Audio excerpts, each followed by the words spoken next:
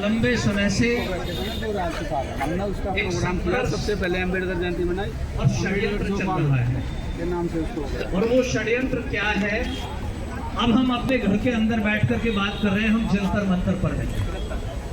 यहाँ हम परिवार के लोग हैं और इस मंच पर बहुत ही संघर्ष करने वाले लोग,